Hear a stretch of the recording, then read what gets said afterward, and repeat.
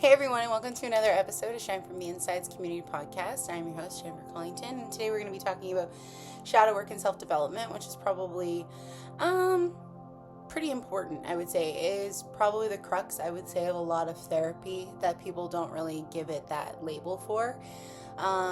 It's the holy grail, or the core essence, or really the nugget, the root of everything that we kind of want to get at to when we're looking into self-awareness, and that's what we have to do in order to become more developed as a self. So when we get into this today, I'm going to go over kind of the introduction of what I mean by the shadow, but then we're also going to get into the history of how this kind of applies, because it's not just me or even recent scholars that might have introduced this as a concept. That is something like healers have been using throughout history. Okay, we're going to get into the dangers of working with it, because there is a pull that happens in the darkness, right, that can sometimes be pretty heavy. And so then there's the opposite ends, and that's what's the dangers of avoiding. So something that sometimes we try to sever ourselves from it and to try to not deal with things, and the repercussions of that can sometimes be just as severe, if not even more devastating, because of the fact that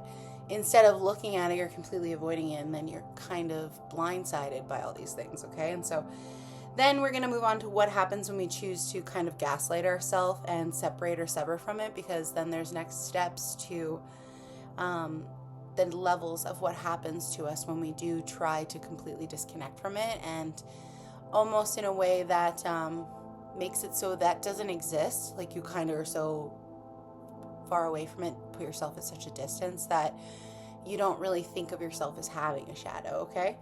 So then we move into what also the shadow kind of holds. So it's not just what's in there, which is darkness, which a lot of people can sometimes think is all of our negative traits or just negative things in general.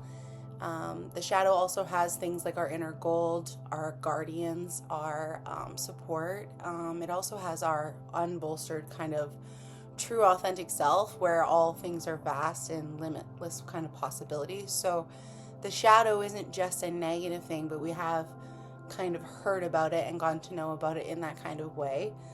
And so the next thing we're going to move on to is what happens when we merge those things, like the inner goal with the shadow, and how that can help us move ourselves forward.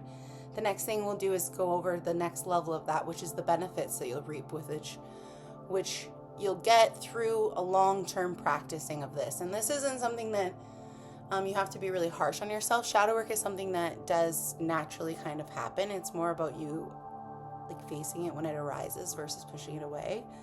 Okay, and so the next thing we're going to do is go over tools that you can use to do shadow work, some kinds of things that you can use to start practicing in this in your life so that you can have these benefits happen.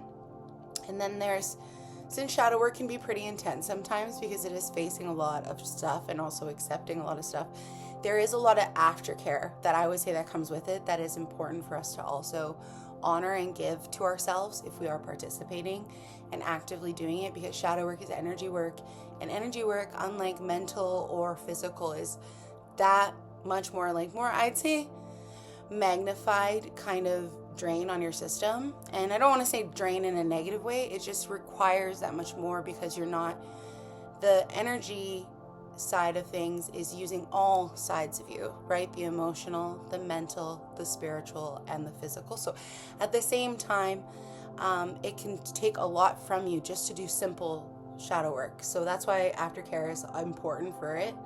But then there's unlocking your shadow to find the gold. So how can we go and look into the shadow to find these parts of the gold, okay? And then we're going to look into also some more tools, but these are like lighter, more unique kind of shadow work ones that we'll do, and then I'll do a closing ones, okay? So really the most important thing that I want to stress with this video, as with all of them, is that, again, my opinion, not forcing it on anybody, it's just my understanding. This is how I practice it, and this is how I've understood it, and there are multiple different sources that I could put inside of this and to give credit to, but this is just something that I've done since I've been younger. These are things that I have come into touch with since I've been younger.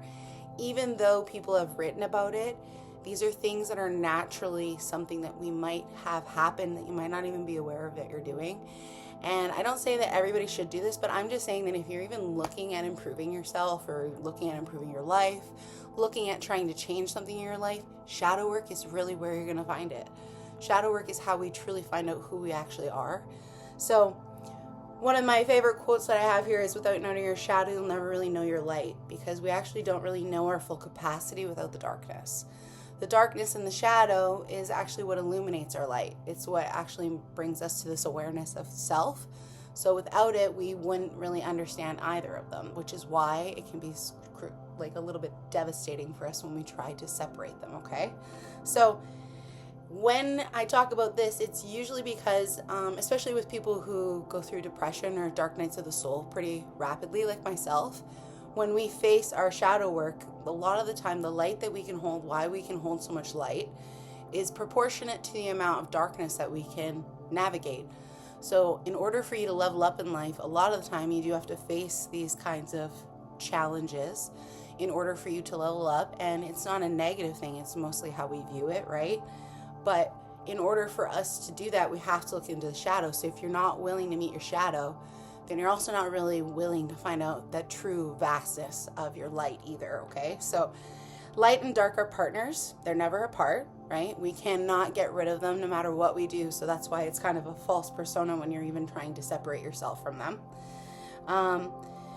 And the harder we try to separate them, this is usually when we're going to get the most dysfunction in our life, because we're telling ourselves, we're almost gaslighting, right? That's why one of my segments in this is pretty much about gaslighting, because we are talking ourselves out of these things and making ourselves kind of believe that they're true versus actually listening and trying to be curious about ourselves.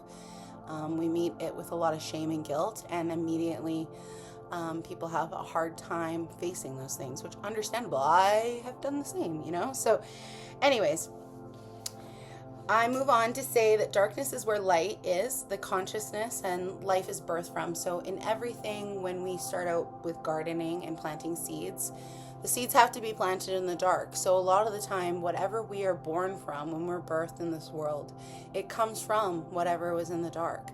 So it is this womb of creation at the same time as holding everything in it, right?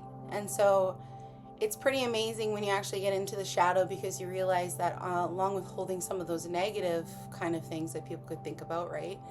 You realize that it holds life's vast possibilities as well, okay? And so our shadow is in this darkness as well as our light is. And that's how we typically can find the two and distinguish between them. But once you can conquer that darkness and you don't see it so much as an enemy, right? Therefore, we can kind of regain our sovereignty, because by removing it as our partner, as our friend, we remove half of our ability to create. We remove half of our being, because we are light and dark as well. We remove half of the power that is this world, because it is also light and dark, and we do have a range of spectrum happening here, right? And so when we are able to truly get a hold of that, we become uncontrollable, because we start to know who we actually are. So when things approach us, we know ourselves, and so we know how we can react in things. So people saying things to you might not throw you off as much anymore, right? You're going to be able to honor what you know above most things, and to see with a little bit more clarity than most people if they're truly avoiding the work. And so most operate on fear, right? And a lot of the time, why this is so powerful doing any of this work is because you start to slowly illuminate the fear, the doubts, the root of why they're there. And then once we can do that, we can pluck those out. We don't have to have those seeds growing. We don't have to have those roots taking over everything else. And then we are able to grow something else that is actually what we want to see, that might be actually more aligned with us in a healed space. Whereas we might have created almost like a toxic weed because we shut something else off, right? We stifled something else healthy because we were told it maybe wasn't the best, or even we were scared of it. And so, at some point we turned it something, and then we can return it into a plant that is actually something that can flourish for us if we actually give it the tending that it needs, and get it back on board. Because if we're constantly worried instead of dealing with what's actually going on, it's only going to cause like festering instead of something that can flourish. So they know, one of the reasons I believe that most people are not taught about shadow work is because they know that they can't control the world if it's more healthy, if people are more healthy. A lot of the reasons why everybody has been raised to be unhealthy is because of the fact that they don't want us to know how to change things. They don't want us to learn how to work through our problems. They don't want us to actually know who we are as beings, because if we do, then we're going to realize we're amazing and super powerful, and this world is completely BS, right? And so we are made sick because they want us to be kept blinded to the actual truth of this, right? And so when you do shadow work, it makes you your most honest, authentic kind of self, and this also puts you in the highest frequency available out there. And so even things that normally might make you sick, they won't, because you'll start becoming impervious to things. Like same with, even if bullying really affects you in the past, you'll become impervious to that, because now suddenly you're shielded from the things that might have affected you before, right?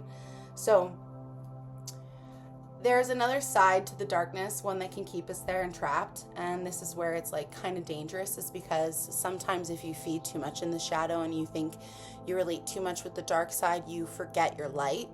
And that's really where we can get hurt a lot and cause depression sometimes. And so it's not about so much getting stuck in it, but it is about really facing it when it comes up, and then allowing yourself to kind of also emerge again and to realize and to take that wisdom with you, but not to be left in the darkness with it, okay? So darkness is where death, rebirth, and all of life becomes real. So many don't make it to the other side when the darkness comes, as we haven't been prepared to deal with our harder cycles or seasons or transitions, which is the video I've done before, okay? And talking about how we are not really taught how to deal with major life transitions, and we're not really taught how to be super regulated or how to understand anything on the spiritual realm, let alone this physical realm. Even our own physiology, a lot of the time we are not taught about, right? Even how to nourish ourselves properly. Like they sell a cereal that's supposed to be really good for us, and we put milk in it, and milk literally removes a lot of the benefits of that cereal, because calcium blocks a lot of mineral uptake. So, and we're not taught that. We think we're eating healthy. You know what I mean? So it's just, the point is like, we are not taught to do this, and they keep us in horror states due to gaining mass energy from keeping us sick and low frequency. So not giving us the tools, not giving us the support, not giving us this wisdom to move through and to navigate these things is a purposeful weapon employed strategically to feed them and the old world, rather than build a new and to raise up the consciousness and frequency of the new planet. Which, one of the biggest things that I talk about in these videos is how we can create a utopia. One of them is, the main focus is, by everybody learning how to be healthy and whole, we are raising the frequency of the planet. And by doing that, there's a natural way of evolution that's coming, because people no longer want to feed into these ways that were keeping us in the old way, which is greediness, which is also hoarding stuff, right? So greediness is one way. I mean, like people like hoarding wealth, but also like people hoarding resources, people hoarding the wisdom. You see a lot of schools now that are just wanting to like let knowledge be out there for everybody, right? Because they're knowing that the world is going without wisdom, without us learning these things. The world as we know it will die. We need these things in order to help us to be smart enough to take care of this place better and to take care of ourselves, right? And so these tools they suggest are to help people to transform beyond the bondages that they've placed upon us. These are things that they've purposely done that we're not aware of, but I've become hyper vigilant of it in my time of doing this work. And it's amazing, because when we start doing this, we get to welcome the actual truth of what's going on and our potential in this existence, right? And so shadow work is a term that's built off of something that Carl Jung, he created it, obviously, back in, he was talking about the shadow self in his book about our repressed selves. And so this is how most people would know about what the shadow is. It's your repressed self, whatever you said that was not good and you had to put it away, okay? And so this could be anything, like we're really argumentative, really stubborn, maybe we're violent or aggressive. We could be, a lot of different things can fit into the negative category of what when we were growing up, was determined this is bad behavior or this isn't acceptable in society, so this isn't right of me and it's not, I can't have this, right? And so These are denied parts of the human psyche, and this is formed in childhood as we learn what's acceptable for behaviors with certain people, and all that isn't. We push these parts away into the unconscious, so they remain dark. Shadow work itself was introduced as a therapeutic and spiritual practice by Cliff Barry in the 1980s, okay? So as we move on, this is now going to be starting talking about the history of this, okay? And so even though when this was first introduced as a legitimate term, humans have actually used this for a very long time. They just didn't have a term set up for it, okay? So it's been used for thousands of years. Many spiritual traditions, cultures use rituals to face internal darkness, heal trauma, and achieve spiritual growth. One of the biggest things about facing your shadow is like you are always going to become changed because of that. And so in the olden days, like there was a lot of initiation sometimes for you to even become like a man or a woman at certain levels of your ascension, right? And so at some point, shadow work is a big part of that, is having to face something, right? And so some examples of older societies or older cultures that used shadow work in them: indigenous shamanism. So this is like one of the oldest forms. They did this ritual which is called soul retrieval, and where a shaman would go into a trance and go in and see what needs healing in somebody's their life. And so they go through to see where the trauma resides. They find that root, and then they kind of, what happens when we get hurt is when we don't heal that part. There's a really good book that's called Healing the Trauma and Waking the Tiger. Literally, it's talking about how when we don't deal with trauma, what's happening is our physiology has gotten stuck, and so it hasn't been able to move forward with something. And so what happens when shamanism is, it claims to be that we've left a part of our soul there. And so until we find a way to retrieve that part that we lost there, this thing is going to keep bugging us, because technically our soul is still interacting with it. It is still in that moment with it. And so we have to go back and do the healing, whatever it takes, to bring it back home with us, because it doesn't need to stay there anymore, right? It's able to officially move through the phases. Okay, and so all of us can do this kind of thing. You can travel back if you were to do any kind of inner child work, and inner teen work, younger adult work, whatever age you are.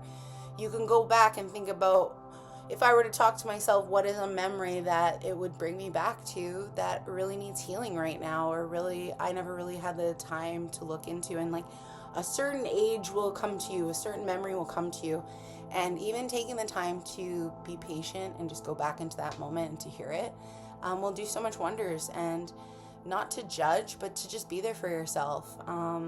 You'll slowly learn that any kind of work that you do like that, you are repairing your past at the same time as your future, because we have, time's not linear, right? Everything's happening all at once. Our past and our future and our current is all on different reality lines happening all at once.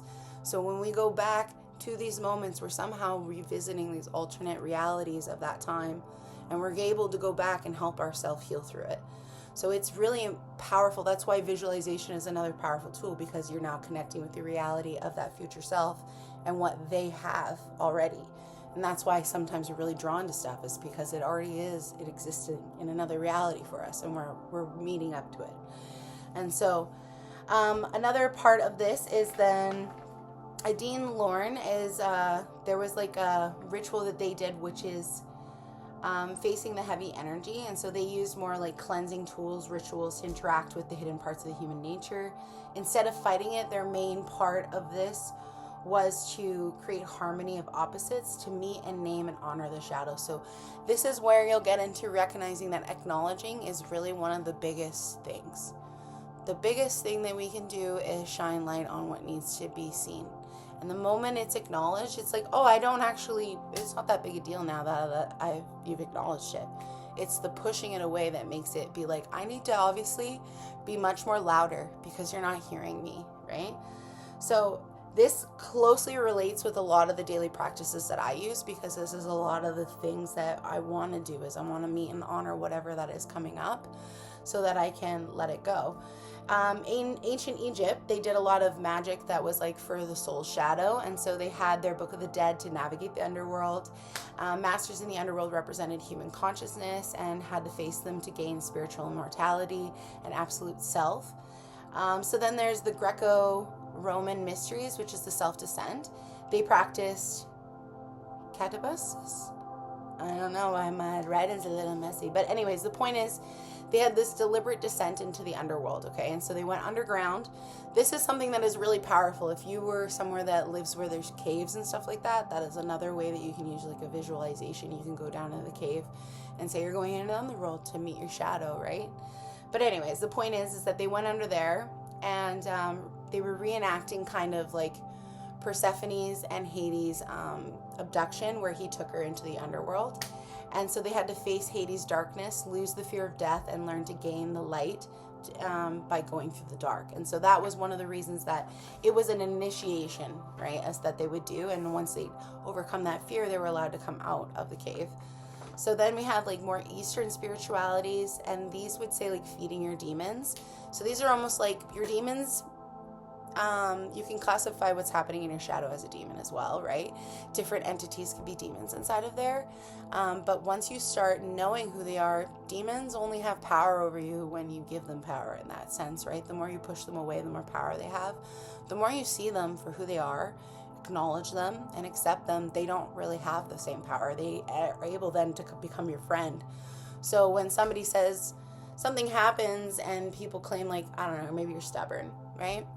And a situation arises and your stubborn demon, you know, in a really hard moment, instead of letting you give up, that stubborn demon's going to be the one that's like, no, we're doing this. And they're not going to let you give up on something that's most important to you. They're going to help support you. But when your demon is not fed in a healthy way and you don't acknowledge it in a healthy way, and it's not your friend, what it does then is it starts to rule your life in other ways. It wants to unconsciously be known and brought to light, right? And so what it's going to do is it's going to show up in situations where you don't maybe want to be stubborn, or maybe you are being a bit pig-headed or something because you're unwilling to be compromising and you're unwilling to see how that can even correlate. So one of the things that they do with the feeding your demons, they use tracking hidden emotional blocks and how they affect the mind, body, and spirit. And so one of the biggest ones is Ayurveda. And that's one of the things that I started my health journey with to help me kind of start eliminating things that maybe didn't do right for my body. So they have a few other things, like a Buddhist practice of dance and meditations. Instead of fighting the inner demons like anger, greed, and fear, they would mentally offer their body to feast on instead, nurturing the dark side so the demons could become our helpers. And so it's like my anger doesn't control me, but it does help back me up to do what needs to be done and stood up for. And so when they would allow them to offer their body to feast on, it's not so much a feast on in like a negative way. What they mean is they're allowing it to come out, to be seen, to be felt. And then in a way, because the demon, these emotions are being able to be expressed, they're therefore able to be released, almost freed. Like, think about you're giving these demons almost an exorcism, because they're no longer having that negative connotation. Now they're able to have just it is what it is. This is just an emotion here, right? And it doesn't have to run you. It doesn't have to consume you, but it will consume you the more that you deny it, right? Push it away. And then we have Western alchemy, which is suffering through a dark night of the soul before we can be purified into spiritual gold, which is, again, something that I'm from more the Westerns. So at the same time, that's probably something that I also live into a little bit more as well, okay? And so when we're using it, so this is something that you need the right mindset when you're going to use it. So this is the dangers to using it, this part here, okay? And so you need the right mindset, because if you start doing shadow work and you're not in the frame of mind, like say you're forcing yourself and you're constantly doing a ton of shadow work, it might become quite a lot for you, okay? And so you can get stuck in the dark, focus too much on it and forget your strengths, and lead to self-blame and even depression. You become emotionally overwhelmed, so needing to coping skills to kind of manage what's going on. But if you don't have those, then it can be overwhelming even more, right? So false insights, so mistake things from others as shadow self, judging yourself harshly that aren't true, or judging others harshly because of the fact that your shadow, if it doesn't have this ability to be seen, then it will try to show itself unconsciously regardless. And so it likes to cloak itself in other people's behaviors or even yours, and to fool us because we're really smart like that. But anyways, that's one of the best things, or not the best, but it's one of the most insidious things it does, I would say, because this is how we wreck a lot of things, like good things in our life, is these shadows, these nagging things happening in our life. And because we don't talk about them, we don't free them, it allows us to think we're seeing something the way that we think we are, and we're 100% wrong about it because we're almost got blinders on for it, right? And so anyways, the next one is spiritual bypassing. So some do it just to act. Like, a lot of people are like, oh yeah, I did shadow work, and like they just write a list and burn it. They don't do anything. And sometimes they're not even really actually connecting with themselves. They're just writing down whatever they feel like, or copying off of something. Sometimes you're not really asking yourself the questions and doing the actual work, right? And the change in behavior is a big thing after that. If you continuously are saying that, you know, you want to be somebody who's less aggressive, but then you are always, that's your first way to move through everything, then you're not trying to help change the behavior. You're reinforcing that anger is, you're still your, almost like innate response to things, which isn't going to help in the long run. Okay. And so one of the last things is that it can cause strained relationships, because obviously you look at all these other things I've mentioned, clearly it's going to start affecting people around you if you're not seeing things clearly and you're blaming people, or you're not able to really navigate your emotions. And so everything's always overwhelming, or it can be quite a lot if you're always getting stuck in the dark, right? And so it's not saying that you can't have people around you, but you can project a lot onto your loved ones because of this, right? And so you're living into the past more, or these fears more, and you're blaming them for old, right, instead of really dealing with it. And so quite dangerous if you're using it in some ways when you don't have the right mindset, which is one of the reasons why this video is important, because I want people to know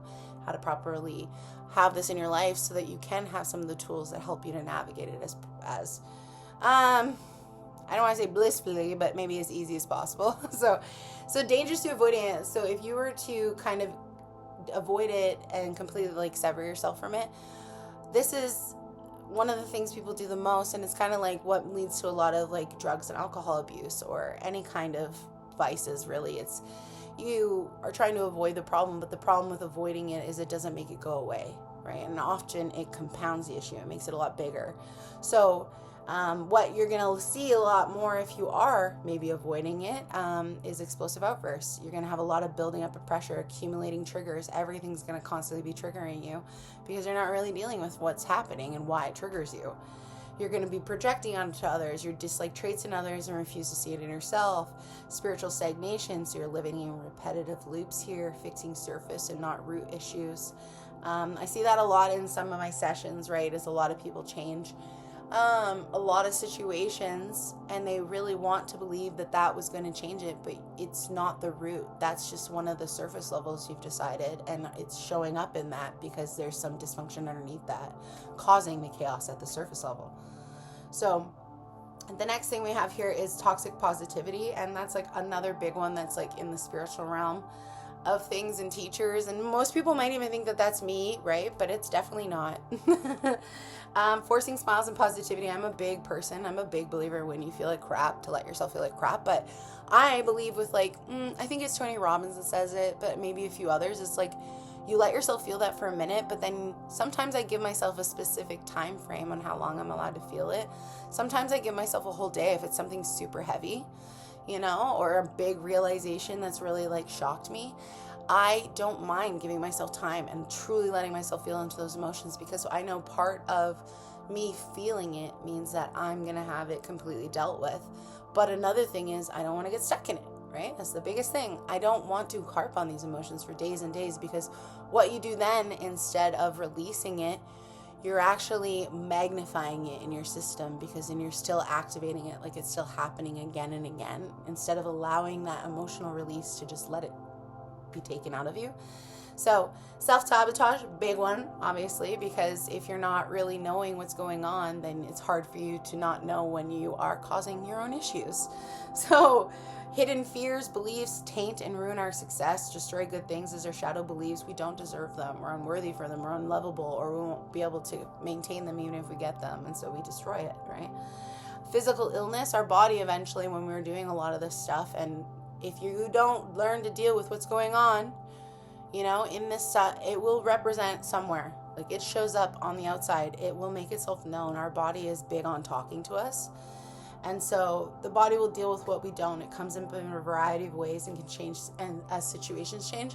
Some of the things that can happen if you go into and the doctors can never find out what's wrong with you. When you go in, sometimes it's because, you have roving issues, like they change all the time. And part of that is because it is more psychological. It is more in the spiritual realm. It is something emotionally that is happening, that as it changes and evolves, it's affecting you differently, because these different areas, every part in our body has a different property or meaning to it, right? And so if you're having a lot of throat issues, maybe you have a lot of trouble speaking up about yourself, or speaking your truth, telling people no, those kinds of things. Anyways, point is that it can show up physically when we avoid this work, okay? And so the last one is a loss of personal magic and power.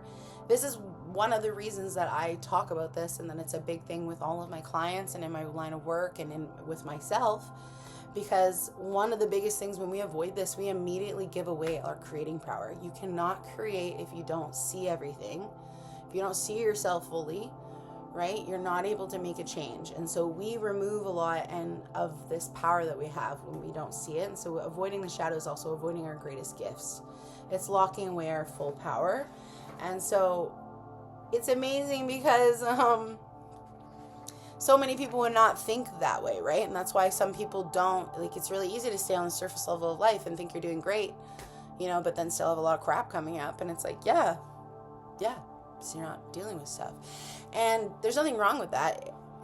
I like to believe that we deal with stuff exactly when we're ready to. And even when you, if you were to ask yourself that inner child thing or inner teen or young adult thing, where what's a memory, they will always pick a memory that they believe that you can handle. They're not going to maybe do your worst one right away. They'll pick something that they believe that you can deal with at the time. And so whatever's coming up in your life, a lot of the time for shadow work, it's what you can deal with.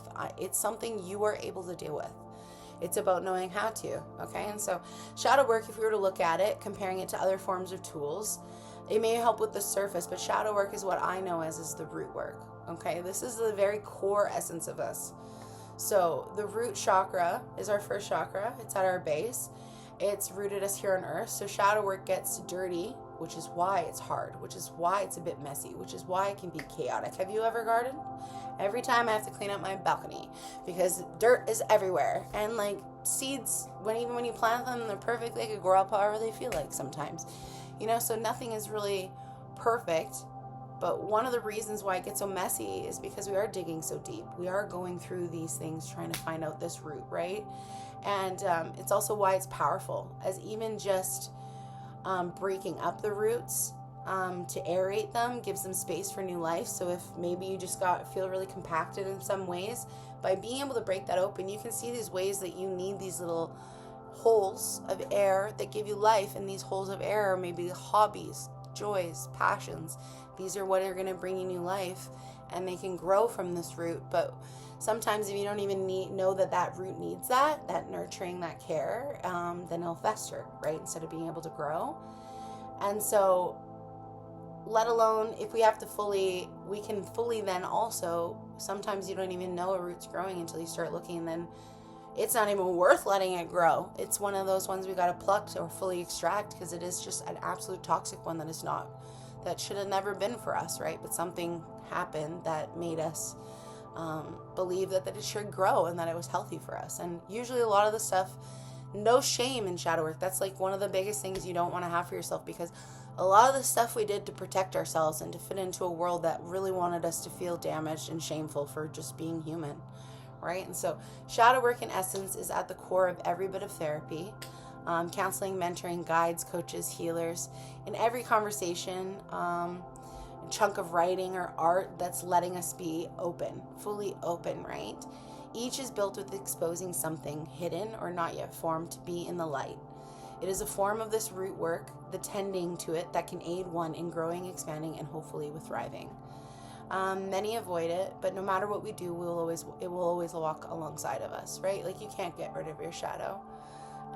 We can choose to keep gaslighting ourselves and say that it's not there, right? I don't see it. And we wonder why people have like memory issues like Alzheimer's and whatnot. Well, we're pretty much gaslighting our brains to be like, you don't know and you can't pay attention. These things aren't happening. But we're becoming so aware that our brains cannot comprehend that we're lying to ourselves, right? So it has to forget in order to deal with that. And so we want to remember, we want people to get this out. And so we don't want to gaslight, which means we now want to see it as a pal walking beside us. I'm never alone. My shadow is always with me, right? My shadow knows me more than anybody else.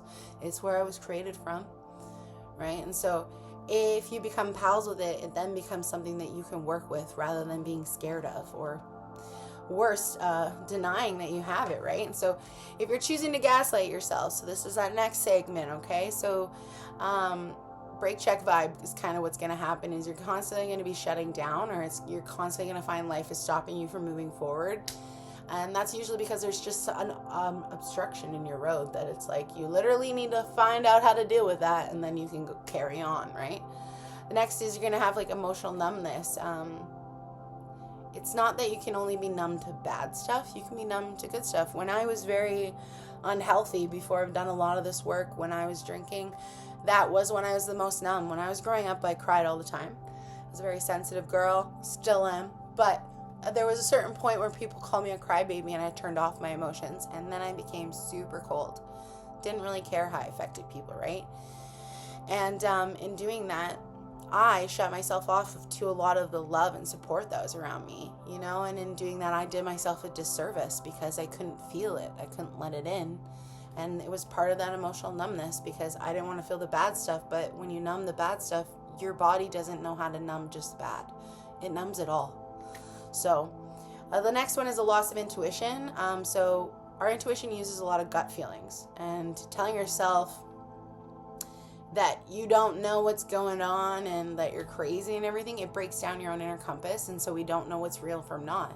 It's hard for us even to know what way to go after that because we've already told ourselves we don't know what we're doing, and so we need all these other things to then confirm it for us, right? And so that's when we get stuck in toxic patterns is our next one, which is we're not seeing our roots, so we fail to see what attracts some results, and then one continues on to the next, and it just proceeds to continue as a cycle, right? And so trapped in a cage by us, and so this is like we're unable to honor ourselves because we fear our own power, and a lot of the time this creates a lot of shallow relationships with others, and because people can only meet us as deep as we've met ourselves.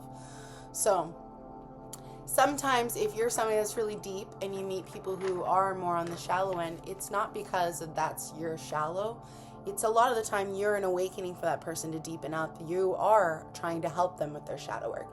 I'm one of those people that, like, if I was a deck card in the deck of tarot, I'd love to think I was just the sun card, but I am a tower card. Like, you come at me and your life will change. There is something that will shift in your life. I am something that is just a natural almost like road marker of that you are going to change now. Like, and I know that as myself just because that's who I am, and that's what happens when people come around me. And not in a bad way, but some stuff might not be nice, and that's not because it's bad. It's because you have to clear out a lot of this debris and carnage before this new growth can come up, right? And so really we can trap ourselves in a cage. We can really block a lot of this stuff coming out because of the fact that we don't really honor ourselves. Especially if you're people pleasing, right? You don't really care about what you care most about, what you need to nurture. You care about what others think, right? And so the next is imposter syndrome, which we're hiding our true self, constantly feeling afraid to be us. And then the last is that we can end up destroying ourselves by collapsing our identity. So fake and only last so long because we can't keep up with the charade so long, right? Which a lot of this stuff creates like uncontrolled destruction, where what happens is because we are not meaning to, right? By proxy, we are sabotaging it. And so it slowly destroys everything kind of around it because you don't know how to tend to it. Instead, you're telling yourself you don't deserve it and this stuff's bad. Subconsciously sometimes, right? And so we're letting our shadow run it. We're letting our shadow tear it all down. And only as a way to get out of it because we don't believe we deserve it. So we're doing anything we can to get back to the state that we think we deserve, right? And so this creates a death of autonomy. You're no longer a sovereign being if these old trauma patterns and things are running you, because a lot of these are created before you were even like 5. A lot of these happen between the ages up to 5, even up to 7, can be as old as teens. Some of these things can be from our adulthood that we learned as well. But a lot of it, we're not in control if our unhealed self is always in charge. They are highly reactive. They are highly biased, right? And they're highly judgmental. So you are not in control if you have a lot of these things running the script behind you that are unconscious. So the more that you're self-aware, these things cannot really impact you as much because you're aware that they're happening. So they can't run because you're like, no, stop that program, right? So this is where we can get things like in our shadow. It's one of the things that's my favorite is it also lies this thing called our inner gold, right? And so a lot of the time we were not just told these things that are bad to be like loud as a woman, right? Loud, opinionated, argumentative, bossy, assertive, dominant, I don't know, anything like that. I was not supposed to be any of that, right? But in a lot of those things, when they scold us about those, they hide some of our other stuff. I'm a really great leader and speaker, right? I'm a big motivator. I'm a big encouragement person. And some of those things come from having a loud voice, right? They come from being boisterous. They come from being assertive. So like a lot of what I used to be when I was younger, when I was not doing well, was partially not doing well because I was denying all these things that I were because they had a negative connotation to it. So on one side, they're a negative connotation not because they're necessarily a bad thing, but they're a bad thing because you shined too bright. You were too amazing. You were too great. And so it was almost like this thing where that's not acceptable, right? And so sometimes there can be a lot of shame around good things, which is why our inner gold also is in our shadow, our full potential, who we are on tap before people told us who to be and how to control it or dumb it down or water it down or anything, mute ourselves, right? And so another thing that lies in the shadow is our inner guardian, and this is our holy boundaries. You know, this is where we protect our sacred identity from false curses or views. And so this is something where the more self-aware you are, the more you can be in harmony with your inner guardian, which means the more you're able to say no, the more you're able to have your own back, right? And when you are not, this guardian sleeps until there becomes, you'll know when they're activated because there becomes a point where they are also, once they're activated, they do not care. They do not care anymore. So if you're a very empathetic person, all of a sudden you just don't care about somebody, this inner guardian has stepped up and been like, they are not good for you. It is done. And then the emotions and everything kind of fade away quite quickly.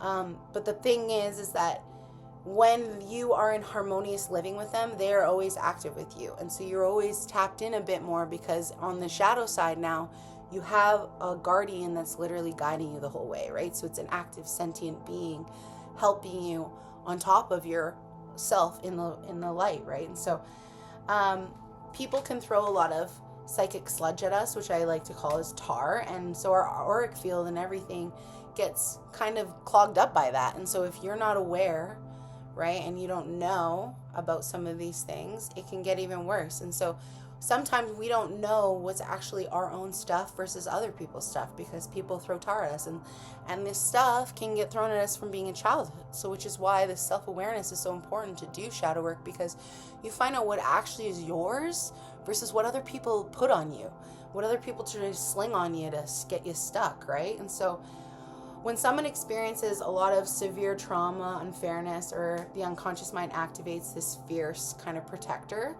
and they step in to shield your pure core of your soul. Like, I recently had a friendship that ended, and she really offended me she hadn't done some of her own shadow work. And it's okay when people do that. I don't usually take it personal unless you take it out on me, and then there is a boundary that gets drawn.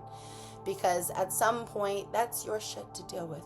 I have to deal with mine, And for me, I'll always try to fix things because once it's done for me, it's a done.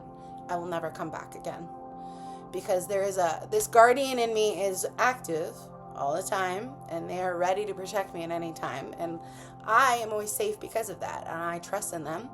So the moment that they do get activated, I have prolonged it as long as possible before it gets to that point, to give these people chances, right? And so you do want to be mindful of this, because they're always trying to help you. They want you to be protected from being destroyed by the outside madness, because in the world, a lot of the time, people not doing the work, it is pure madness. Some of the stuff that they will say to you, pure crazy, you know?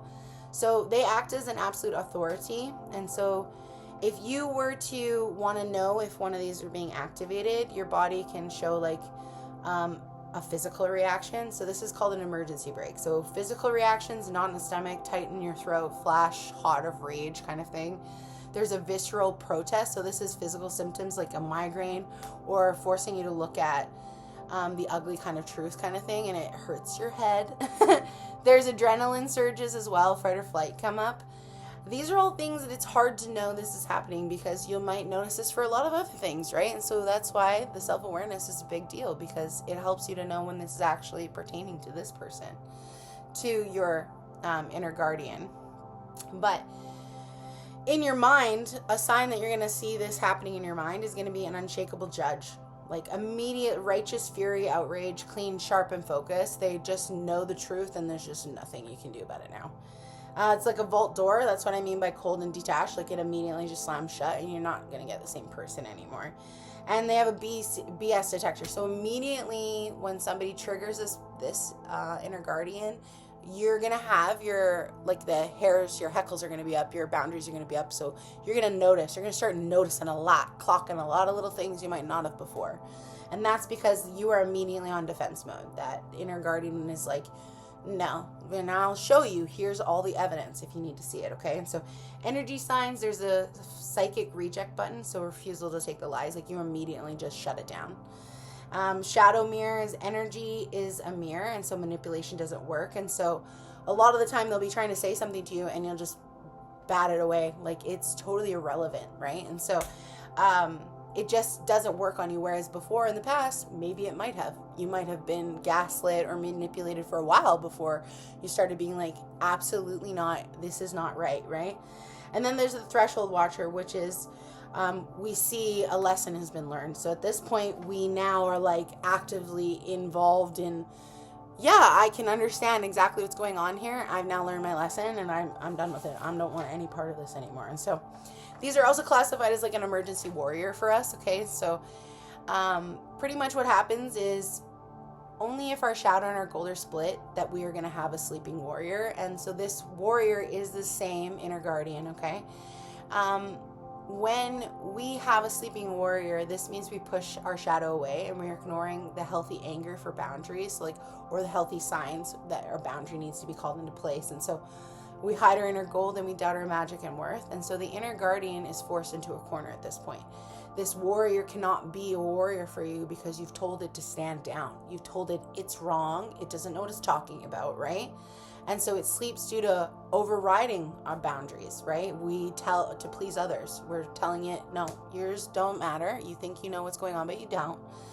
The sleeping state requires a massive, so this is why sometimes you're not going to react to somebody doing something until it has been a huge atrocity. And then all of a sudden you're going to be like, absolutely not, okay? And so you're going to get, so the sleeping state to get them to wake up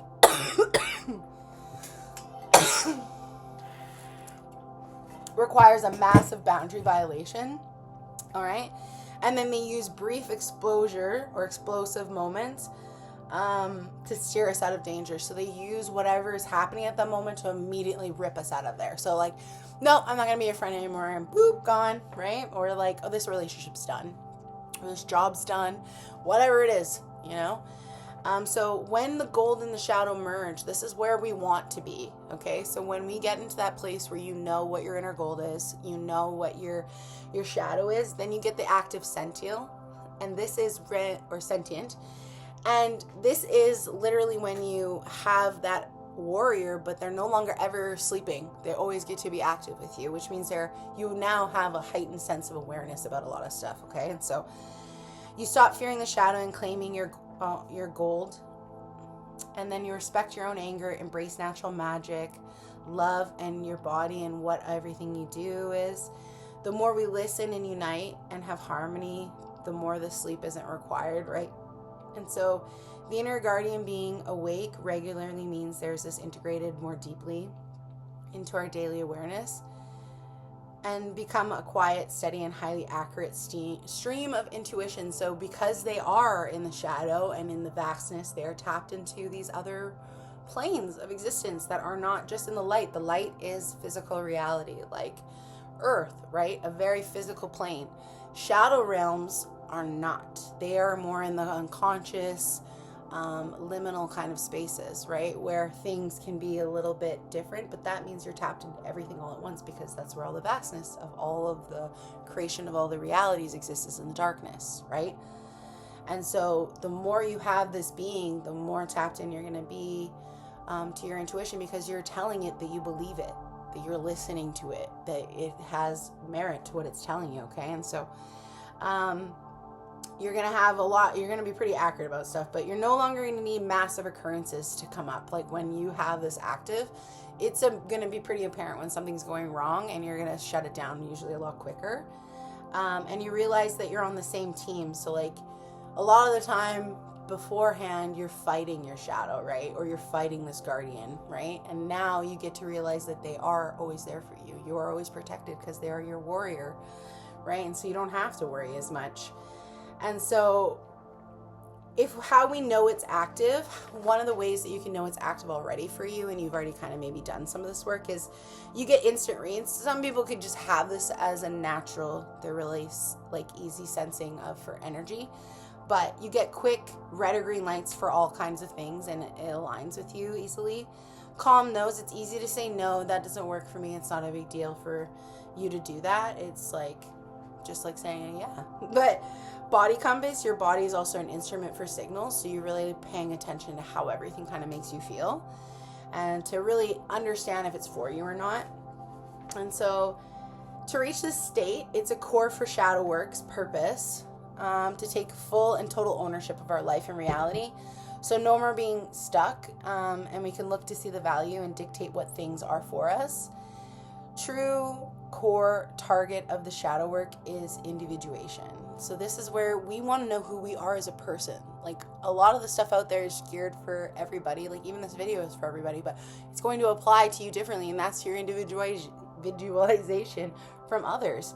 You're becoming entirely whole, that sovereign being, right? And so there's 3 stages usually of this. You're going to have like blindness of sight. So no more wounds run our life. Like that's where you're going to start at, is you're going to slowly not have your old patterns be what dictate things for you. You're going to ward to peace. So you're going to stop fighting your shadow, and you use it as a shield. So when you know what your shield is, or your shadow is, it shields you from things, because people can't use it as a weapon if you understand it and know what it is for you. It's like not an insult or not a problem for you, right? And then emergency to lifestyle. So using shadow work to survive, and start using it for daily alignment. Instead of shadow work always being something you have to do to save yourself, it's now just a daily way to correct yourself, to make sure you're always in alignment and operating on your best threshold, so you can be thriving versus just surviving, right? And so shadow work is not a dark, endless punishment. That's something that a lot of people might think that it is, and always be like, oh, that's just shadow work, and like, you know, but it is this really, we're not supposed to be just digging up old pain forever. It's not something that we're always, we need to constantly descend into our unconscious mind and find lost pieces to bring them to light and unlock your permanent partnership with our inner protector and guardian. So like, sometimes you're not going in there just to find the crud. You're going in there to find the light. You know, you're going in there to find the other stuff that makes you, help you to fight the other darkness, to fight through these other things. And it's only by doing that kind of work that you're ever going to find it. And so we don't want to think of, we're going into the shadow work to dig up crap that's terrible and going to be hard, even though it might be, especially some of it.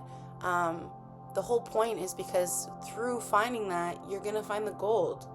It's almost like the gold is buried underneath the dirt, right? And the only way to find it is to find wherever chunk of dirt that root lies in there. What do you know? There's a bag of gold in there that you get to find and get to look at. So when we get into shadow work, What are the benefits? Well, the benefits helps us uncover parts of the self from our childhood. They help us to be able to respond thoughtfully to things instead of react, because we're going to be leaning then from a grounded, centered self instead of trauma directing us.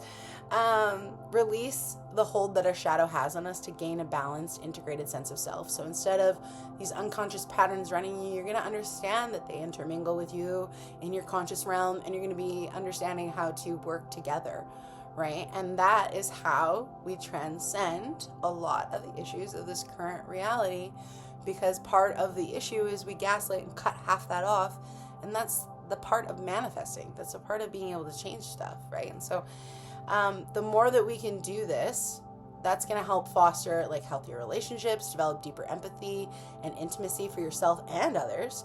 You're going to build your own self-awareness. You're going to regain your sense of control over yourself, because without shadow work, you might feel very chaotic. You might feel like you don't know how to really rein yourself in or understand yourself, and anything can kind of set you off, right? And so it helps you to claim responsibility for your emotions, behavior, which then helps you claim your creating power. There's a lot of amazing spiritual leaders out there that I've heard do speeches, and one of the best things that they talk about is that in order for us to really manifest and create the life we want, we have to also own whatever we've created that we don't like. Like, sometimes we are what has created these nasty situations, and by denying it, it still gives them power by saying, I did create this and I'm going to deal with this, right? And there's this one quote that's like, you can be mad that it's raining, but you're the one that didn't bring the umbrella, right? It's not the rain, the fact that it's raining isn't the problem. It's the fact that you don't want to get wet and you didn't prepare and you didn't bring the umbrella, right? But it's also depends on if you don't want to get wet or not, because sometimes you can be like, oh, it's raining, it's terrible, but sometimes you'll be like, oh, I guess I'm gonna get a little wet, it's not a big deal. But the point is that when we don't own part of what we're doing, right, then we can get lost in the problem and get lost in complaining or being negative about it, versus focusing on the fact of, okay, this is what I did and this is how I'm going to deal with it. You know, in every situation, there is always a moment that you can look at what you did, you know, and I will never ever say that there's not, because I'm an overthinker sometimes like that. So I'll always be seeing all the sides. It's important to do that, because then you can own that you do create a lot more than you think you do, right? So able to express emotions more freely instead of using self-sabotaging behavior, which pretty big deal, right? Use more constructive ways of handling life's challenges. Again, if you're not reacting, if you're able to be more constructive, but also express yourself better, right? And able to kind of like control yourself in these kind of situations that otherwise might make you pretty crazy. These are all going to be things that you're going to be life's going to throw you a lot of stuff in. It's not really going to be that difficult for you, because you're always going to be navigating it a lot easier, because you have embraced the shadow. So it's not going to be like, oh, I'm this terrible person, which a lot of what's in the shadow of the negative aspect is why we fight, is we don't want to be the terrible person that maybe the shadow we think is in the shadow. But in truth, the thing about what's in the shadow is that in the negative realm, it's judgment and shame. You know, even if we are bad one day, or even if we say not the most best thing, you know, it doesn't make you a horrible person, right? You're human. So a lot of the time, it's important to know that, yeah, in doing shadow work, you are going to be better at handling anything that life comes at you. Every tool that I teach people is not so that you don't feel life is hard. It's because life's always going to be hard. It's just that we actually get better at dealing with it, right? We get better at navigating it. We get stronger. We get wiser. And so my tools are not because they're like automatically going to make things just like easy peasy for you, but they are going to make it easier in how you navigate it, so that every time you get one of these challenges, you're going to get better and better at dealing with it. But it's still going to be obviously hard to navigate, because you're leveling up in life. And that's not difficult. That's not a problem. Difficulty is not a problem. Because if things aren't difficult and things aren't uncomfortable and things aren't testing you, then you're probably not evolving either, right? So you just want to know how you navigate that is going to be better. So anyways, have a deeper sense of self-acceptance and embracing of the self leading to wholeness. So when you embrace like even the worst parts of you, right, and still know that you're a lovely being, right, working on that, it is truly a beautiful thing. So much of what we've done by segregating these things is we've lost pieces of ourselves. We've lost sometimes these core pieces, right? Like when I was a kid, I was very loud, but I was so funny.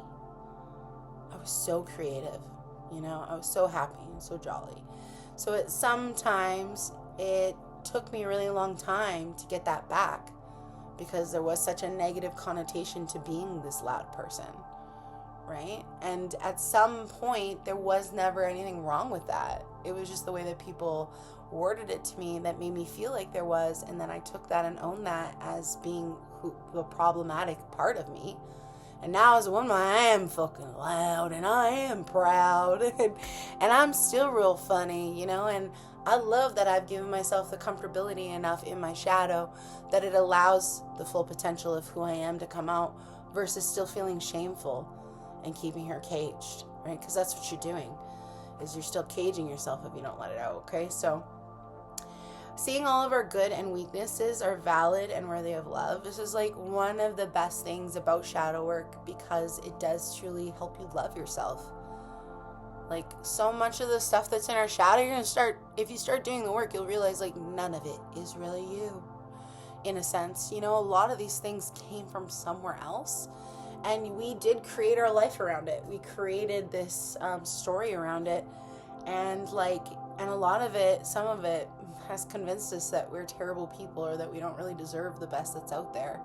Or even that success, what we find success, is still not successful because world success is different than what your success looks like, right? And you don't get to have that because you're not like perfect like the person that has that. But yet, technically, you may not even want that, and at the same time, you still would be worthy of that if you did want that. And part of it is just knowing that regardless of these weaknesses, regardless of these challenges, regardless of these things that maybe aren't our best or strongest qualities or our favorite, it doesn't change that you're a lovable person, So it builds unconditional love and reveals conditions no longer bound to. So when we start getting into shadow work, we start really removing these limits that we have. Like, I don't love myself because Jennifer speaks properly.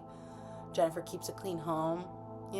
Jennifer helps her clients and discovers stuff, and it's always 10 out of 10. I don't love myself in my perfection, okay? I love myself in my realness. And in unconditional love, there's something so beautiful about loving people without any hold on them, without any expectations. And even if they don't react exactly how you want some people to love somebody just as they are in the essence of them, especially once you've done the work on yourself and you can meet people at that level, it is like so magnificent because I thought I had loved people in the past, right? And then now in my days, my relationship with people is totally different. And so there is like this whole other level of love as people, as individuals, which is why when I have to say goodbye to people, it is so difficult because I don't really ever feel like I should have to. But at some point, they do need to be let go. And I do know that. That's part of what this work has taught me, is that I can't hold on to everything forever. As much as I do the work on it, as much as I, talk about it and stuff, one of the biggest parts is to bring it up and to let it go. Not to sit there and harp on it, and to let it fester and grow and to continue to take center stage in my life. And that's part of that unconditional love. I love you enough to set you free to live your life. And I love me enough to know that I can do that and have a good life and still wish you well upon yours, and there's something very beautiful in being able to have love for people that have no conditions to it, and especially yourself, because then some people, I'm only a great person if I did 100% of what I needed to that day. If I only performed the way that I needed to, if I only looked the way that I needed to, if I only got the compliments the way that I needed to, it's all conditional. And the body, the self, it's just a being that is here, just like a bird or the wind or the ocean. and there aren't any expectations. You know, when we go to see those things, yeah, maybe have an expectation to like want to see it and enjoy it, but we go there to enjoy what it is, you know, and we appreciate what those things are as they are. And that's how we should be looking at ourselves. We are this beautiful framework of art, and when we put these conditions to it, we restrict the art instead of allowing the art to showcase itself. So anyways, here we go. Shadow work tools. Biggest ones for me: journaling, meditation, therapy, dancing. Dancing is a big one because it's tied to somatics. And so if you are feeling extremely heavy and depressed, dancing is 10 times more powerful than any antidepressant. It's more powerful than the gym. But if you are depressed, there is like specifically things you should be working on: your sleep, your eating, getting active, socializing, and having a little fun or educating yourself, like learning something.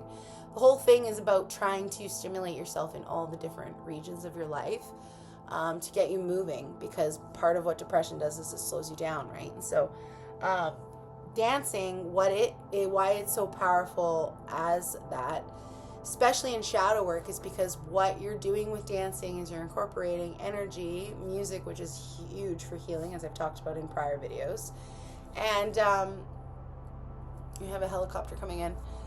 Big confirmation. But anyway, point being is that dancing, it uses massive energy to help move emotions, but also just like I'd say emotions mostly. I was going to say blockages. Mostly it'll help move a lot of blockages, but it also just gets your energy flowing in general, and it helps release a lot of pent-up emotions. So if you do feel a lot of anger or a lot of fear or a lot of shame or anxiety, shaking it out of your body and doing it however will make you feel so much better after. So it's interesting because it's a way for your nervous system to decompress.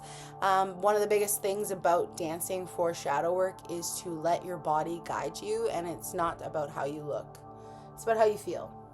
And so another thing you can do is you can use trigger lists. So what trigger there is, the emotional reaction you have, the intensity, and how you can work through it, or how you did work through it.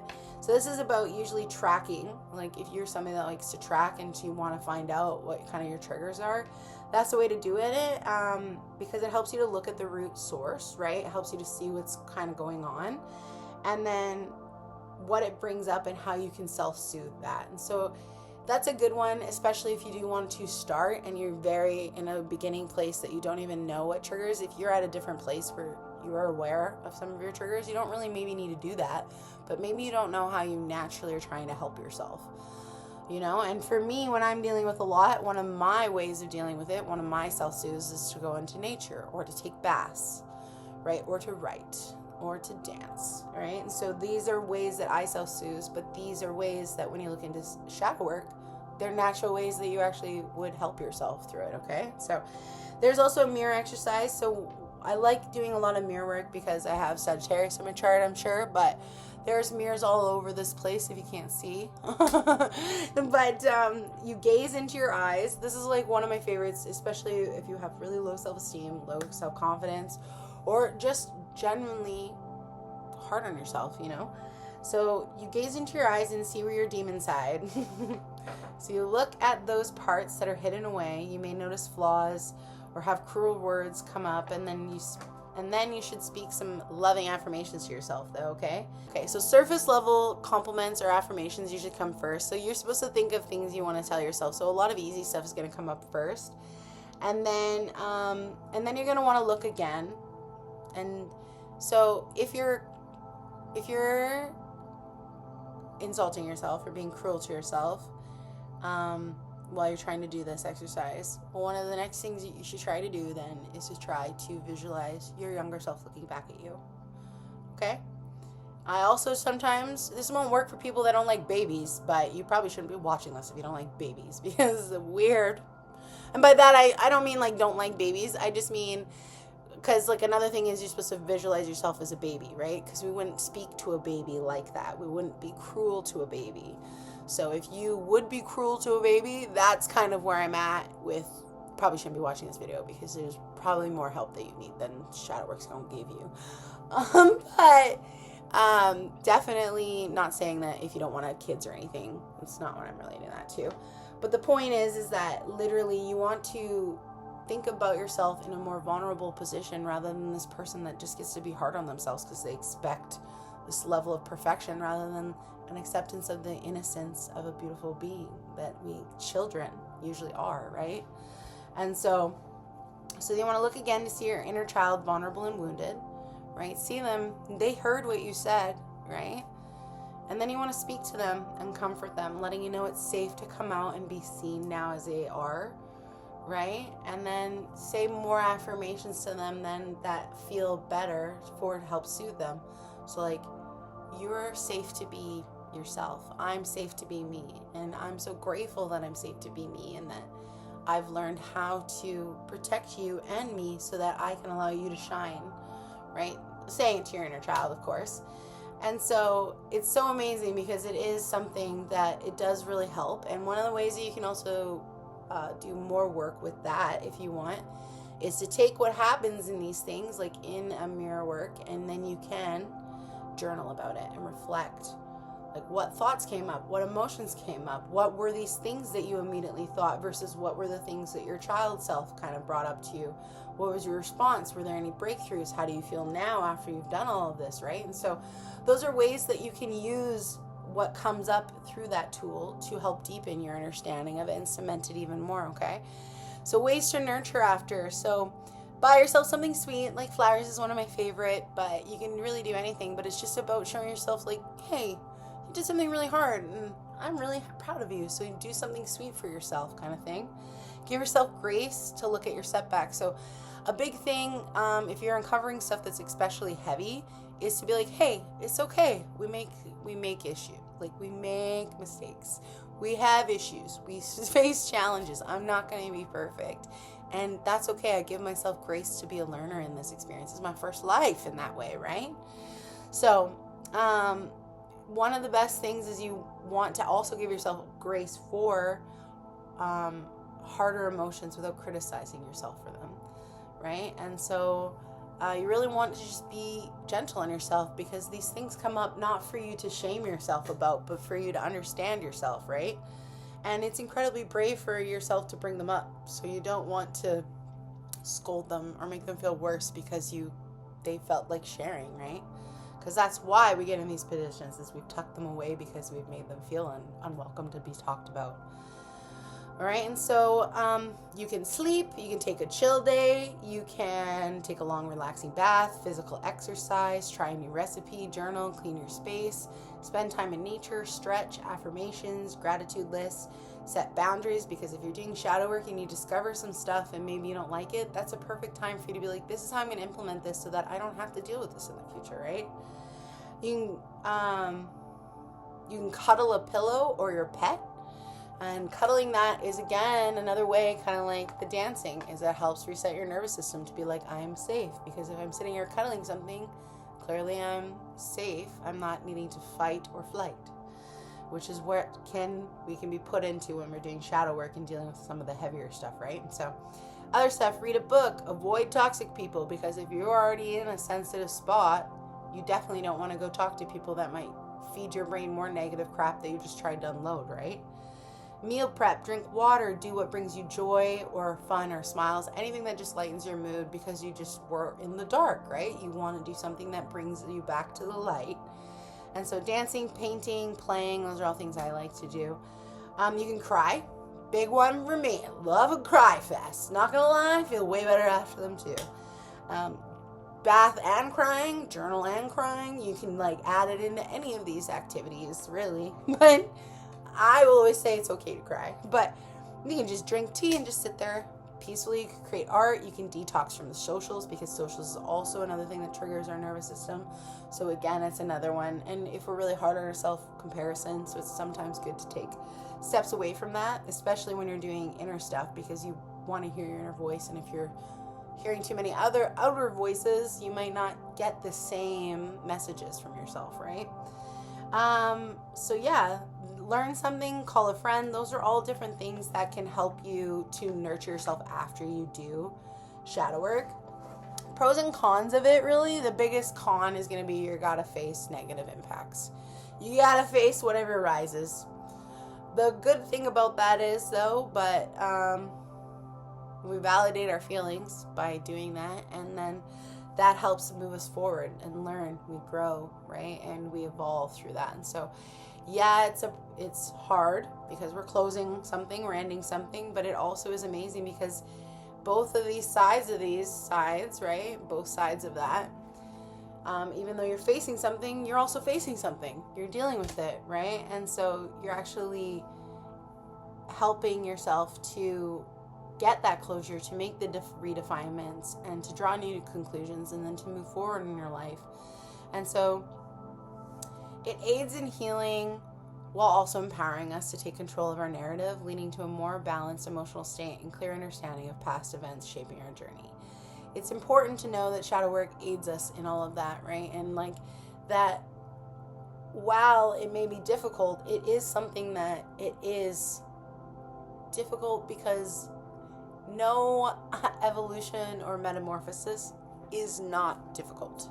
You know what the butterfly goes through? They turn to goo before they hatch. So like that's kind of what happens in shadow work, is there is that part of it, which is always going to be the harshest part having to deal with.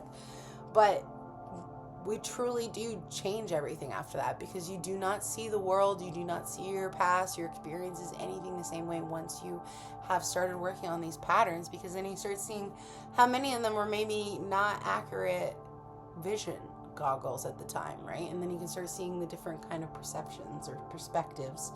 Okay, so if you want to unlock the shadow to find your inner gold, you want to look for your gold in your envy. So a lot of the time you're going to be drawn to people and so maybe your friends, some friends, you might love a lot of friends, and the biggest compliments you have in them, sometimes that's going to be your hidden gold that you maybe don't practice, and that you're not jealous. Sometimes you won't be jealous, right?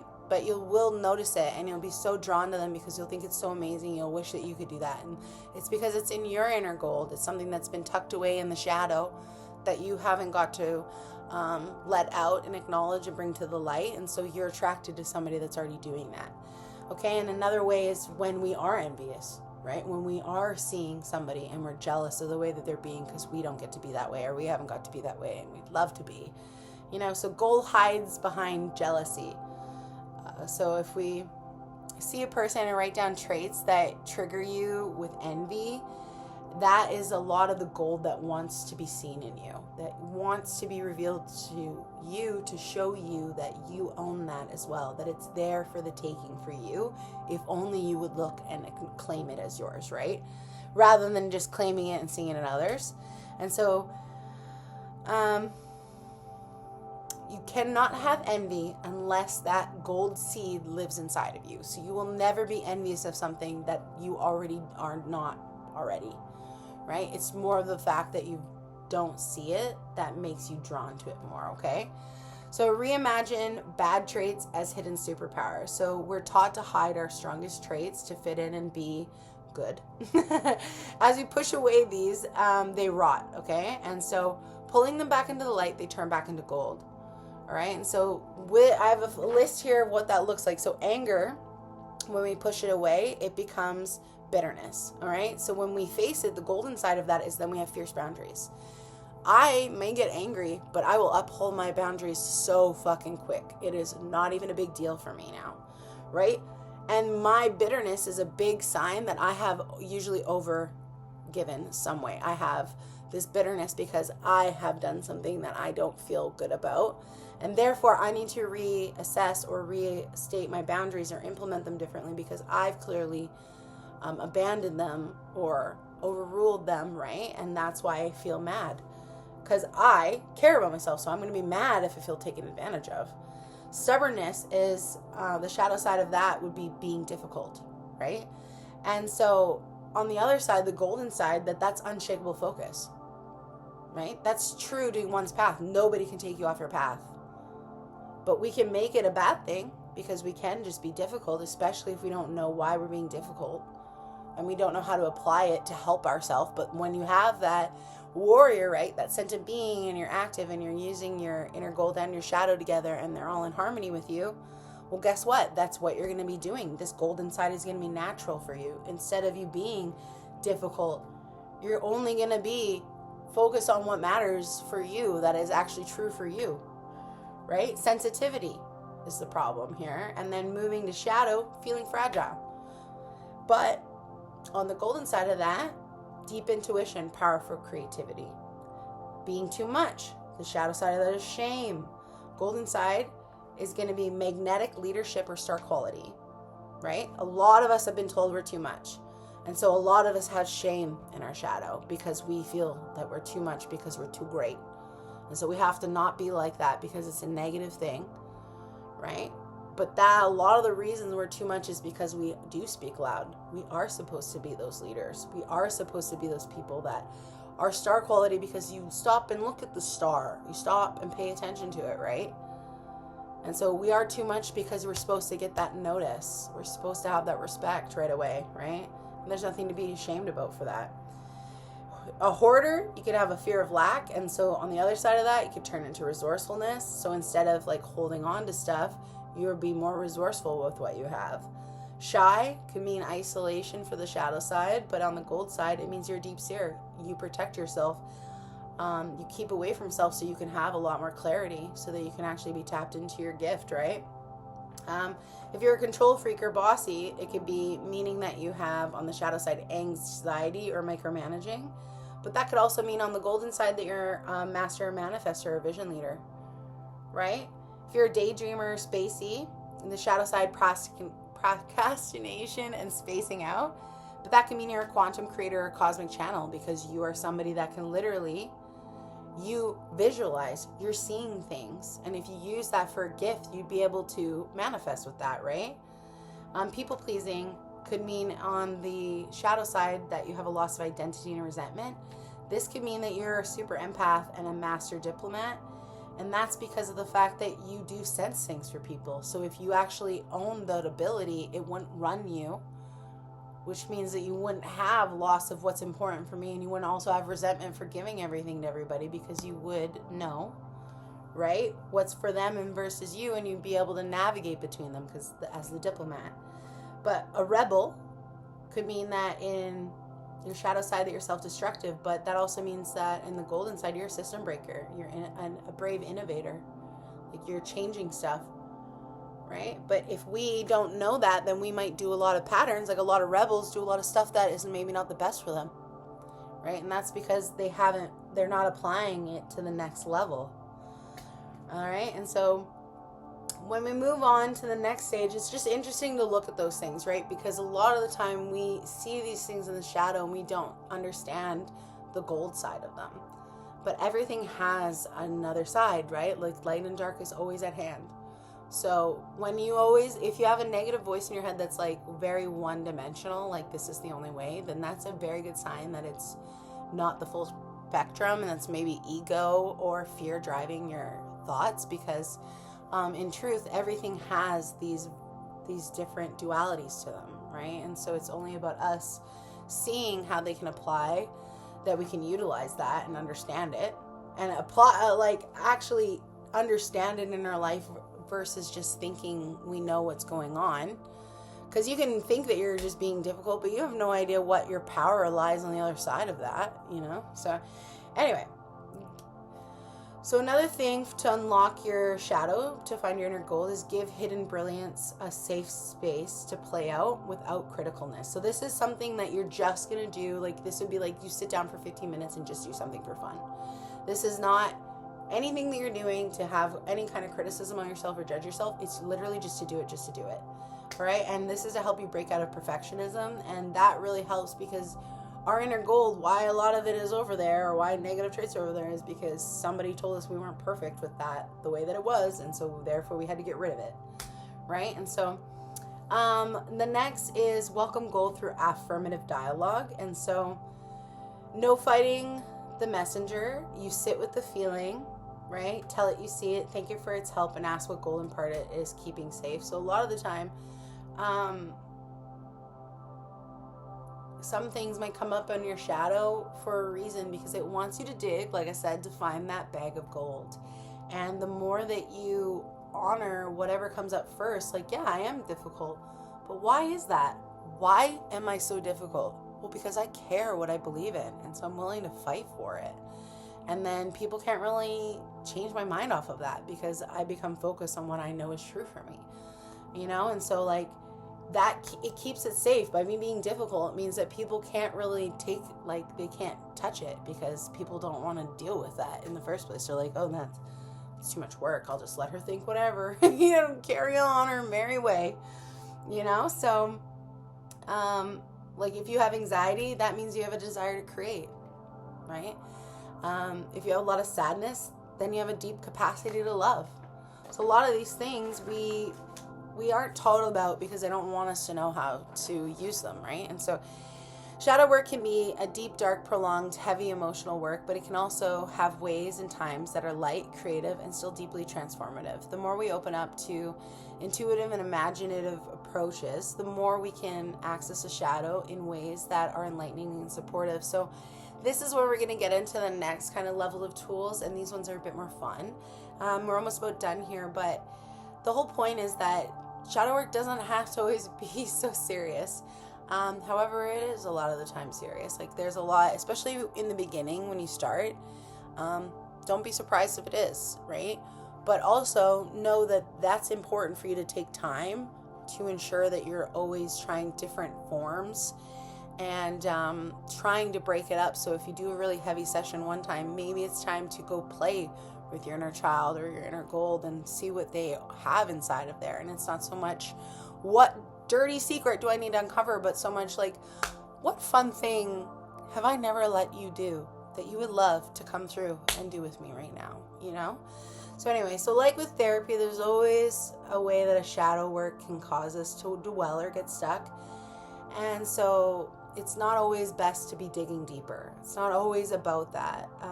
But expansion is the key, right? Sometimes it's more about moving forward playfully than it is about digging deeper. And so this is a way that, in general, if you look at shadow work as a way to expand yourself. Hi, Esmeralda. My cat's sitting right here. Her little eyes. I seen.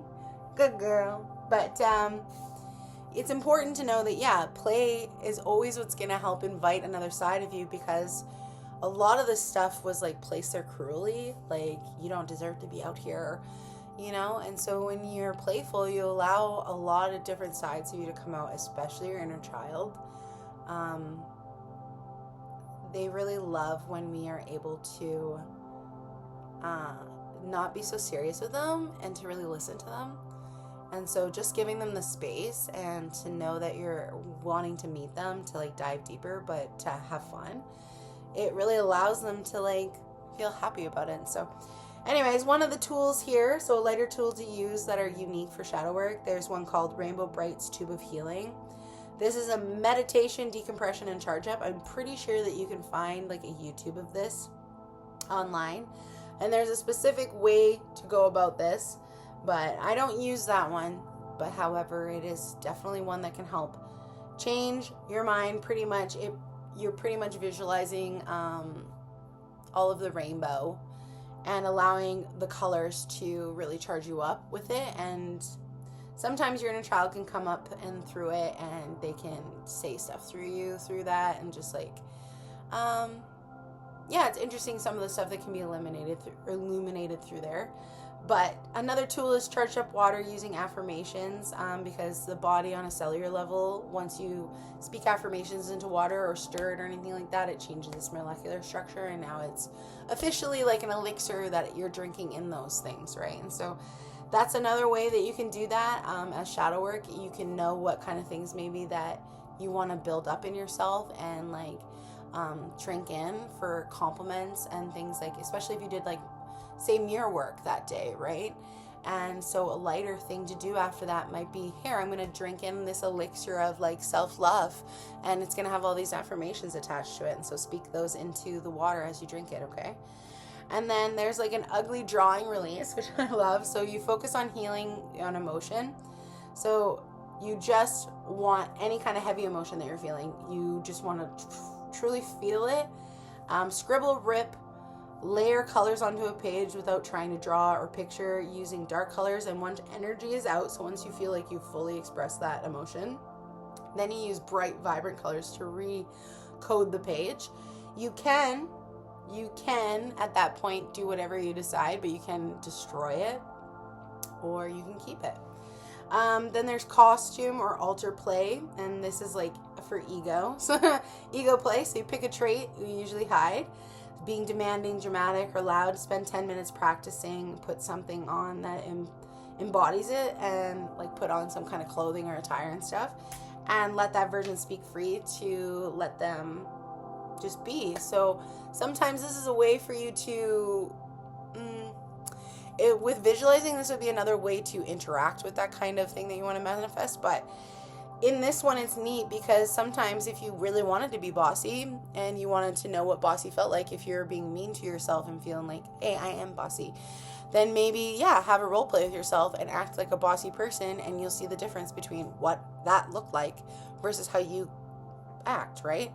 And that could be other things, like maybe you want to be an artist or a painter, and sometimes maybe you'll see that there are ways that you're already being like that, or there could be ways that you can invite that person into your daily life at this point, right? Like you want to be more of an artist, and so by taking on that persona for a little bit, you see the way that they might navigate or move through their day that you might not. And so it just allows you to free up that identity that you have, that you're stuck on, that's rigid and has a certain way of living, and you get to enjoy and explore a different one and to see what that actually feels like. And so sculpting with clay, so you keep a block close, and whenever you feel block or a heavy emotion, you hold it and you mold it with your hands into a physical shape. You don't care what it looks like, and once it's done, you look at it objectively, and then you can paint it, or you can change its shape, or you can smash it. So these are all just ways to just deal with kind of some of the emotions that you're dealing with at the time, or to play with them. Like these are nothing, I wouldn't say you're doing any kind of groundbreaking shadow work with these, but you'd be amazed at what happens when you give yourself the freedom to play about what can come out in the more serious sessions. Because if you're serious enough to play, right, then it makes it not as scary to confess things to you, which is why kids, they do better in environments where they don't feel like they're on eggshells all the time, right? Like they feel like their parents are kind of fun. And so then another is somatic shaking. So this is, again, you shake out survival energy and reset your nervous system. This is what I was talking about earlier for dancing, and how you just like dance and do whatever you want. And this is probably my favorite. You look crazy, turn on your favorite song, super loud, could be one that you listen to at any time in your life. But inner child music, so songs you liked when you were a kid, usually going to be the best, because it's going to get your inner child like bumped up too. And so you're going to be not only shaking out for you now, but them then, right? And so anyways, so now we're reaching the final point of this here. I'd say that shadow work is something that I regularly do. It's something that even in every journal session I have, which I journal usually either day or every other day, there's something that comes up that I always am constantly thinking on or working through. And it's interesting because it's not something I force on myself, but there is specific deeper shadow work that I do for myself when I feel called to. But in the beginning, I felt called to do a lot more of that. Now I don't necessarily feel like I have to go back and do as much inner child healing. I don't have to go back and do as much inner teen healing. A lot of those things are no longer problems for me, right? And so it's amazing because you go back and you find these few instances where they were a big deal. Maybe you have a lot more than I did. But sometimes if you get back to the root of where it all started, you don't have to go through every moment.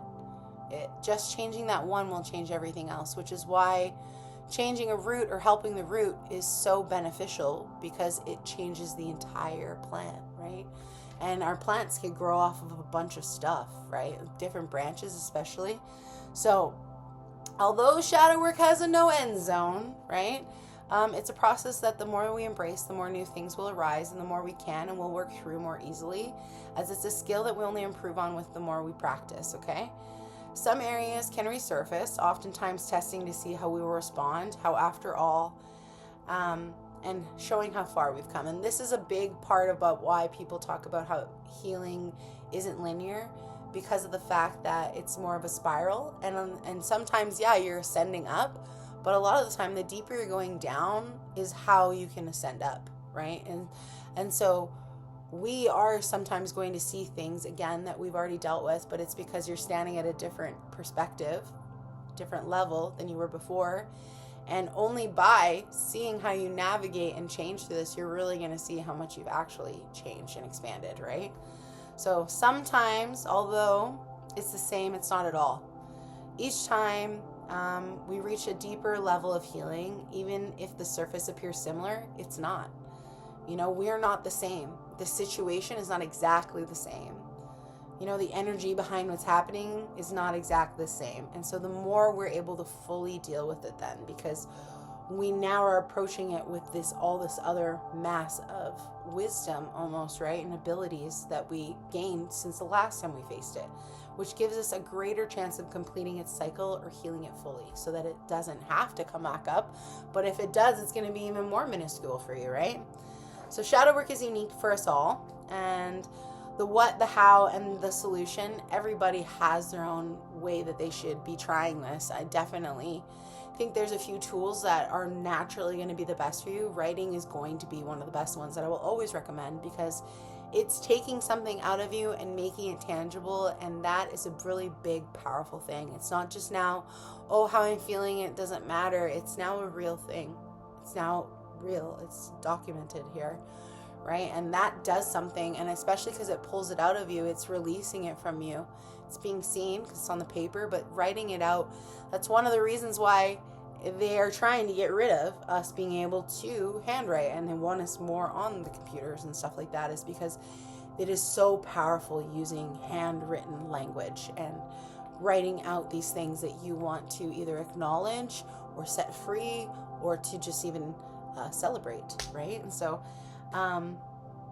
each is doing and dealing with different things because we all have had our own life experiences, right? And so the ways we need help to address is not going to be the same. So don't always look to be comparing yourself to other people for shadow work, and don't think that you have to be doing it as regularly as other people, right? But I would say the more you can, the more that it is going to be better. Like the more you are going to be in that harmonious kind of bond with the active sentient, that guardian, that warrior, because then you're doing the work to be connected with them versus severing the tie with them or telling them to stay asleep, right? And so it's not always going to be the same, and nor is our aftercare, right? We're always going to have to know what's kind of going to be best for us, and that's why I give a few suggestions, is because you really should look at the different ways and how you want to try them and how they make you feel. But also by giving you a list, you see that maybe you already do some of these and are already naturally doing shadow work without anybody's help, right? But this is just a way to make it more intense. So but anyways, finding what feels most natural style for us will aid us faster than whatever is going to be feeling forced, because usually forced means it doesn't align with you, right? However, with shadow work, it's important to pay attention to your greatest, most intense reactions, as sometimes your shadow and ego get together to scream the loudest against tools they know will affect their control over you. So my ex, he's a big person that's like super against writing. And I had this lady who was in coaching with me, and she was really scared of water. And the thing is that she's a water sign, and my man is air sign, and he's big with words.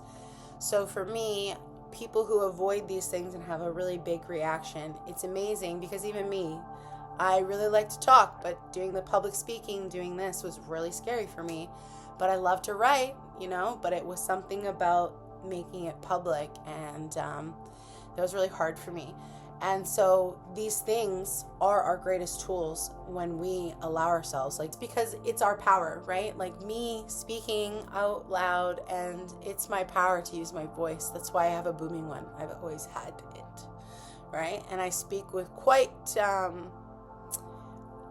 reverence for a lot of stuff that it is usually something that a lot of people do respect when I speak, and writing, some people, like, that's his power, is his words. And so if he were to, my man would use that, I think that he would excel quite quickly, because it would finally be able to allow him to express these things that he needs to. And then her, I think it would help her because water is so healing and it amplifies her powers, that again, it would be something that nurtures her to be free to that next level of her expansion. So it's interesting when you have these big things happen, these big gut reactions or these big fears. It's important to know that sometimes those are a sign in themselves to be like, no, we can't do that. And that is your shadow, the ego in your shadow being like, no, don't do that. That's a problem. And why it's a problem is because it will literally tell the ego to shut up, and it will help you release something that the ego has control over right now, and it doesn't want you to take the reins. It wants to keep them, right? And so like I was scared of teaching until I understood my gift, and now I'm not scared of teaching people because I understand what a gift it is, and that very rarely do I have people out here who can teach in the way that maybe I can. And I love the way that others can teach, so I'm not saying I'm the only teacher, but I am the only teacher who can teach my message the way that I can teach it, right? And so there is something beautiful in recognizing your power in certain things, and the stronger the reaction I have found for myself and for the people around me, that they are definitely a reaction for the reason, right? If you're just kind of like, nah, not really interested in that, that is a good sign of like, yeah, that's maybe not aligned for you, because it's like, no. But if it's like, whoa, I don't know, that seems stupid. Like, why would I even do that? You know, like, sometimes, yeah, the more offended you are, it's a good sign. But, I want you to know that, yeah, don't shame yourself into doing shadow work. A lot of the time, when we are ready, this stuff will naturally come up for you. You'll naturally be in a cycle where you need to do shadow work. Something's going to come up that you're going to be already thinking about it. But also, don't feel harsh on yourself if you haven't done it in a while, because sometimes you either might not be ready for what may come up at that point if you were to force it, or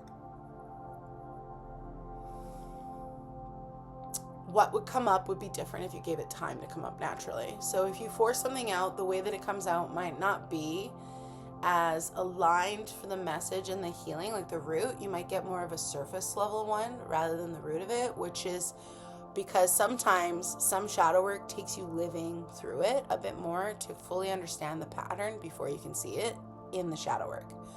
And that's not a problem. It just means you have to be patient with yourself. And also means that, yeah, sometimes you should look at doing shadow work. When I first began into this realm of things, Saturday has Saturn energy, which is really good for banishing and getting rid of things, which is why today is a Saturday. It's June 27th today, and I'm doing it at night because I wanted it to be more Saturn and Saturday oriented energy in my video, and for it to be more nighttime because we're talking about the depths of the darkness, right? And going into it, which is what we've done tonight. The point is that things arise exactly when they're meant to, and if you try to force it, it might not come up the way that you necessarily need it to come up. However, there is a point where in my beginning, I did mandatory Saturday days where I would write lists of what I wanted to release. So I did write lists of, like, throughout the week, I would keep notes about stuff that I don't want happening in my future, and to, like, what I want to change and do differently. And so then I would burn those on Saturdays because it would be releasing whatever I didn't want to carry forward, but it would also be a way to cement that that was now done, right? I was changing now. So I did have mandatory days where I did do shadow work, at least weekly, especially in the beginning, and that's why I did so much. And probably why at this point, it's not that I don't feel it. Don't say I do shadow work all the time still. It's that I don't do as much like inner child healing and teen healing. It's more just about recognizing patterns in general. And some of that stuff does come from my inner child, right? I'm not saying that they still don't need healing and it's still not working on them. It's just I don't have to go back and do as much intense work as I did. And it's the same with some of the stuff, but because I'm at a different level, the stuff is still, if not even more deeper, because I understand it deeper, I interact with it deeper. So just because I am as far as I am with stuff, it still affects me pretty intensely because I am still very much dealing with things on a whole different level than I ever was before. So it's really important to more care about the quality of what you're putting in with it than it is about like quantity. And it's less about forcing and more about knowing when you're being called to look into it and to give it the space to speak to you, right? And so if you're never creating an opportunity to speak to your shadow, then it might not come up, and then that's when you're going to get these other things, right, that forcefully show you them. So trust what arises, and know that, again, when it arises, it's because you can handle it. Some of the stuff comes up and people are like, don't remember that these things happened to them when they were young, especially when you do like younger version healings.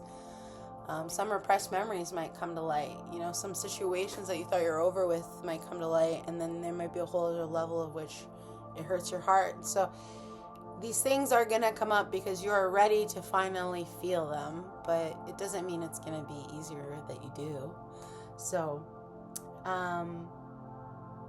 I hope that you know it's coming up because it wants you to do so. The pain, the healing, it wants you to feel it and mend it. It's not coming up because it wants to trap you and keep you stuck and make you feel like crap. It wants you to free it, because in you freeing it, you free you, right? And it wants that for you. Our emotions are there to help us, right? Our emotions are always meant to guide us, like not guide us, but they're meant to be things that can be messengers for us. They're not meant to keep us stuck in places, but they can if we don't regularly allow them to be fully expressed to the level of which that they deserve or need. And so the more you welcome it into the sun, these things from your shadow work, the more it can help you shine as you truly are, because it's only in the absence of knowing our shadow that we don't even know our gold, we don't even know our light.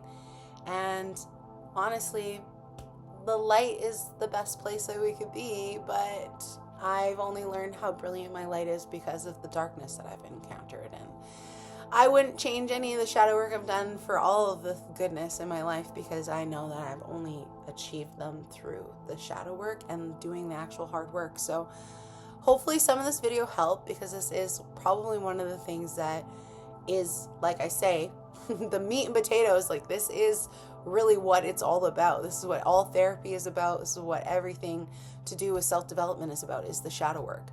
And the more that you can set up this solid foundation and know yourself, the more you can come into harmony with the inner gold, with the shadow, creating that active guardian that's always with you, right, to help you.